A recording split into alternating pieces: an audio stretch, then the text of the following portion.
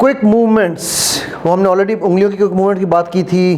Quick quick quick, वो क्या कह रही थी आप? वो आके ढूंढते हैं क्या, किथे किथे किथे, ये टोकन किथे, टोकन किथे, टोकन किथे, टोकन किथे। ये हमारे एक चाचा जी थे, अबू, मेरे अबू के, उनका नाम था चाचा शफ़ी। तो चाची हमारी किनेस्थेटिक थी, प्योर किनेस्थेटिक, और चाचा हमारा जो था ना प्योर विजुअल था, ठीक है। तो उनकी आपस में बातचीत, कितने गई, कितने गई, कितने गई, मेरी बुढ़ी, मेरी बुढ़ी कितने गई, मेरी बुढ़ी कितने गई है। वो कहते आगे चाची कहती थी, वो तू सब्र ते कर, नहीं मैं कैसे पकड़ा, तू ऐसा तो बोलनी है, ऐसा तो बोलनी है। Pure pure opposites. वैसे बाय द वे, ये जो वीकॉग है, अल्लाह के करम से मैंने बहुत सारे डाइवोर्स केसेस बचाए हैं, ठीक है। मेरा कोई कमाल नहीं, अल्लाह ताला का कमाल है कि वो मुझसे ये काम कराते हैं। मैं वीकॉग पढ़ाता हूँ उनको। मेरे पास एक खातून आई, एक हस्बैंड की कॉल आई कि जी हमारे डाइवोर्स का केस है, कोर्ट ने हमें लास्ट रिकन्सिलिएशन के लिए ऑप्शन दिया, तो मैं शादी बचाना चाहता हूँ, तो आप मेरी बेगम से मिल लें। बेगम साहबा आई, नई सिविक से उतरी, लश पश तैयार होके, ठीक है, पार्लर से तैयार होके आई थी, आके मेरे ऑफिस में बैठ गई। मैंने कहा जी क्या मसला है बहन, आप मुझे बताएंगी थोड़ा सा, क्या इशू क्या है? ओ जी देखा जी, मुझे नहीं लगता ये मुझसे प्यार करता है। अच्छा, अब मैं जुमले उसके बोलूँगा, आप लोगों ने मुझे बताना है कि वो कौन से वीकॉग में वो कहाँ है, ठीक है। मुझे नहीं लगता जी ये मुझसे प्यार करता है, और मुझे आज तक नहीं ऐसा महसूस हुआ। एब्सोल्युटली राइट, ब्रिलियंट, ठीक। बंदे से जब मैंने पूछा, उसने कहा जी इसको नज़र नहीं आता मैंने इसको क्या चीज़ है जो नहीं दी। सो उन दोनों में प्रॉब्लम क्या थी? They did not know how. अच्छा, इसमें बुराई नहीं है कि आप किनेस्थेटिक और आपका बंदा विजुअल है, ये कोई गुनाह नहीं है। लब दरो, मैं तेरा ब्याह नहीं करना, तू किनेस्थेटिक नहीं है, ठीक है, ये मतलब नहीं है। उसका मतलब ये, you need to learn how to translate and understand, ठीक है। तो I taught the man how to make her feel the love, and I taught the woman how to see the love. और माशाल्लाह 5-6 साल हो चुके हैं उनको। They are living, they saying we are enjoying our life as never before, ठीक है। इतनी छोटी सी चीज़ थी जिस पे तलाक हो रही थी, और दोनों के अंदर से नीयतें ख़राब नहीं थी। बाय द वे, उस खातून को मैंने पूछा, मैंने कहा तो ये जो आप कर रही हैं, जो आपकी कह रही है कि वो महसूस नहीं होता, तो माशाल्लाह कितने बच्चे हैं आपके? 4। मैं कहा अच्छा, प्यार तो आपको मिला नहीं डेफिनेटली। फिर उसको मैंने कहने लगी, मैंने कहा अच्छा ये बताएं कि ये जो कपड़े आपने पहने हुए हैं, ये तो आपके अब्बा ने लेके दिए होंगे? नहीं नहीं, इसी ने लेके दिए हैं। अच्छा अच्छा ठीक ठीक। मैंने गाड़ी तो अब्बा की होगी, ड्राइवर और गाड़ी? नहीं, उसी का है। अच्छा अच्छा। मैं कहा कि बच्चों की स्कूल की फ़ीस तो अब्बा देते होंगे? आप पागल तो नहीं है, उसके बच्चे हैं वही देगा।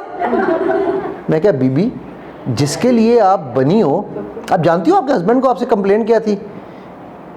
कहती है पता नहीं, इतने अरसे में आज तक 22 साल हो गए शादी को, आज तक तो पता नहीं चला। मैंने कहा, वो कहता है जब मैं घर आता हूँ ना शाम को, तो मेरा इस्तकबाल पोछा मारने वाली माई पसीने में लितर बितर गंदे कपड़ों वाली करती है।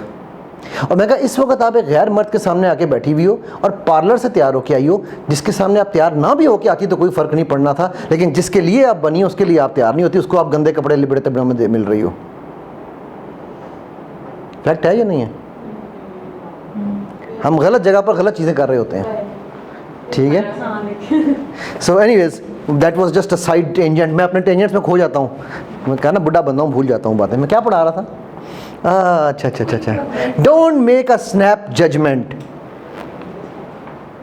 फटाफट, हाँ पठान है यार, से बात नहीं करने का यार, फौरन सारे पठान एक जैसे हैं, आ गया ना। और पठाने कहते हैं सारे लौरी एक जैसे हैं, ठीक है। मैं जब वो, मेरे पास एक लड़का था उधर दुबई में काम करता मेरे साथ। अब वो ही वॉज 19 ईयर्स ओल्ड जब मेरे पास आया था। मैं उस वक्त भी मतलब जब मेरे पास आया तो आई वॉज 35-36, ठीक है। तो मुझे ना पहले दिन आया, मुझे कहता है यार अली बात सुनो यार, ये काम तो करके दिखाओ मुझे किस तरह करना है। भाई यार तू मेरा एम्प्लॉई है, तू मुझसे बात कैसे कर रहा है? अच्छा, उसकी जो बहन थी वो मेरी, मैं चूँकि वहाँ वॉलंटियर वर्क बहुत करता था तो मेरी वॉलंटियर ऑर्गेनाइजेशन में शामिल थी। तो उसकी बहन ने मुझे कहा था कि जी मेरे भाई को जॉब दे दें। तो मैंने उसकी बहन को फ़ोन किया, मैंने कहा ये बदतमीज़ भाई है तुम्हारा, ये बात किस तरह कर रहा है? मेरा that was first interaction with people from Karachi, specially Bihari's. That was my first interaction with them. I had never ever interacted with them before, because उसकी बहन उस तरह की नहीं थी, वो सारी ज़िंदगी दुबई रही थी, तो she had a different perspective, ठीक। तो हंस पड़ी, कहती है अली साहब बात यह है कि ये नॉर्मल वे ऑफ टॉकिंग है, उसको पता ही ये है, क्योंकि वो घर में अपने बाप को भी ऐसे ही बुलाता है, अब्बा तुम इधर आओ ना, तो that is the norm we speak at home, उसके लिए ये नॉर्मल है, वो बदतमीज़ नहीं है, ठीक है। लेकिन मेरी जजमेंट क्या थी, यार ये बड़े बदतमीज़ है यार कराची वाले बिहारी, तो दैट वाज माई, याद है मैंने क्या कहा था, पीपल आर नॉट गुड और bad, they are different, it is my inability to understand that difference.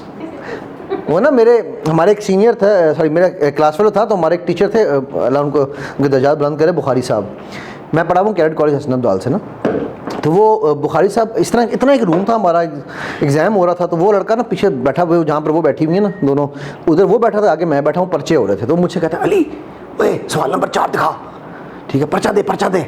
अब बुखारी साहब यहाँ बैठे पेपर चेक कर रहे हैं, आवाज़ निकालते हैं भाई 6x6 करें, 6x6 बोलना नहीं है, सिर्फ 6x6 यूज़ कर सकते हैं, मतलब देख सकते हैं, ठीक है।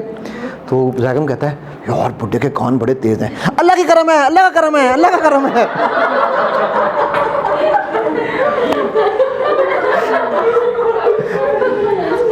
तो फिजिटिंग जो हमने ऑलरेडी पहले किया है, ठीक है, सो फिजिटिंग हम ऑलरेडी कर चुके हैं, लेकिन ये थोड़ा सा मज़ीद उसके एक्सप्लेन्ड है, ओके। अच्छा जी, अगे चल यार, एक तो ये मैंने फसा दिंदा है, communication with power, very very important. सबसे पहले आपका स्टांस, आपकी पोजीशन, आपको पता है अगर आप एक कॉन्फ्रेंस रूम में एंटर हो रहे हो मीटिंग के लिए, लेट्स अज्यूम ये कॉन्फ्रेंस रूम है, हम इस दरवाजे से एंटर हो रहे हैं, इधर एक यू की टेबल पड़ी हुई है, ठीक, कौन सी चेयर सबसे पावरफुल चेयर होगी, वहां पर आप क्यों बैठोगे, किसी को पता? मैं तब तक चुस्की लगा लूं। कॉर्नर में सेंटर के साथ ये भी जिस तरह हैंडशेक की साइंस है ना, सिटिंग अरेंजमेंट भी एक पूरी साइंस है कि आपने कौन सी कुर्सी बैठना है। कमरे में एंटर होती है, आपने सबसे पहले वो कुर्सी ताड़नी है जिस कुर्सी से आपको दरवाज़ा नज़र आ रहा हो, सबसे पहली चीज़। अगर बॉस उस कुर्सी पे बैठता है तो उसके साथ वाली, और अमूमन इस यू की सुराइयों में वो कुर्सी वहाँ होगी या यहाँ होगी एंट्रेंस पे, ठीक है। इसके पीछे भी पूरी एक लॉजिक रीज़न है, मैं उसकी डिटेल में नहीं जा रहा। जब बॉडी लैंग्वेज का कोर्स मैं कराता हूँ तो उसमें एक एक चीज़ बताई जाती है, ठीक है। सर वो दरवाजे वाली में क्यों बैठे थे, लोग देख, इसलिए कि अगर ये अगेन ह्यूमन साइकी है, एस्केप रूट आपको पहले अपना पता होना चाहिए कि मेरे पास अगर कुछ होता है तो मैं भागना कहाँ से है। दूसरा, आपकी नज़र सब पे होनी चाहिए ड्यूरिंग अ नेगोशिएशन और अ डिस्कशन। अगर आपकी बैक दरवाजे की तरह पीछे से आगे ठुटा मारता है, वो काटूंगा तेरी उड़ के उत्थे गया आज, राइट। तीसरी चीज़ ये भी है कि आप बिल्कुल इस साइड पर जाकर बैठते हो तो बाकी आने वालों को एक सिटिंग अरेंजमेंट नहीं, वो ज़रूरी नहीं है। वो आप कुछ सिनेरियोज़ में पहली कुर्सी इंपॉर्टेंट होती है, ये आपको जजमेंट देखनी होती है कि बेस्ड ऑन दी सर्कमस्टांसेस, ठीक है। वो तब है जब आपने फैसिलिटी, उसमें तो आप इधर भी बैठ जाओगे तब भी हो जाएगा, बट इधर से आपको दरवाज़ा यूँ ऑकवर्ड होकर देखना पड़ेगा, करेक्ट। सो ये अगेन मैं आपको सिर्फ सरसरी सा बता रहा हूँ, ये डिटेल नहीं। इस एक टॉपिक पे मैं तकरीबन 2 घंटे बोलता हूँ कि सिटिंग बैठना कैसे है और क्यों, हर कुर्सी की क्या इंपॉर्टेंस है, ठीक है। ये even with all due respect हमारे लीडरशिप की ट्रेनिंग्स में ये लीडर्स को नहीं सिखाया जाता। हमारे लीडर्स, अब मैं बहुत दफ़ा मीटिंग में देखता हूँ सीनियर मैनेजमेंट के लोग होते हैं, बोंगी सीटों में बैठे होते हैं, मैं हंस रहा होता हूँ, मैं कहता हूँ बैठे रहो आराम ना, कोई सिखाने वाले नहीं है ना, ठीक है। वो सिर्फ ये सिखाते हैं लीडरशिप में, कोई वो ये है कि अजीब है, ये नहीं पता उनको चीज़ों का। अच्छा, सो आपकी वॉक, आपका सिटिंग पोस्चर, और हमने हैंड शेक पे काफ़ी शेर हासिल गुफ्तगू की है, राइट। हैंड शेक पे तो मज़ीद बताने की ज़रूरत नहीं ना,